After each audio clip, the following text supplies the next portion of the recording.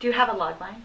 It's basically the story of a man who gets a second chance to be the dad that he wasn't able to. So All right, is that what you get? That's basically what it is. Yeah.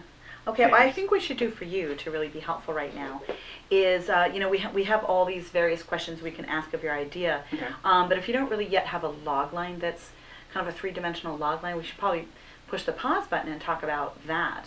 To just, Sure. as a way of just articulating for yourself, what am I writing? In Greek drama, the ideal is that you would have 3 acts, and the 3 acts would be stasis, change, new stasis. So in a log line, if you use a couple of key words, you can start off by saying when, and then you can use the word then and the word until. So if you said when, whatever, then adventure, until big resolution, Right. you would be describing the first, second, and third acts in the most macro. You don't have to use when, then, until as particular words. Right. You could say in a world where something. Yeah. So when you're thinking about your log line, you're thinking when, then, until, first act, second act, third act. It's important to start at the when and say when this guy with this flaw has this happen, then it gets complicated and funnier and more exciting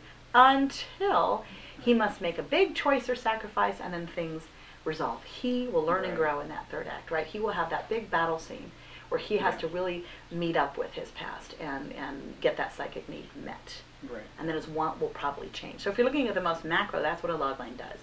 It says beginning, middle, end, setup, complication, resolution. But if you set the character next to that, you're saying from this kind of person to a new kind of person. And the plot is going to drive that. So that's why it's so important to be able to describe his flaw in the first part of that log line. If you're working on an outline and stuff like that, like, you've got to think about this now, because it's my feeling that if you can't sort of articulate that in the macro, then when you get into the pages, Right. it's not going to be there either. I have never heard a writer with a really strong log line who didn't also have really strong pages.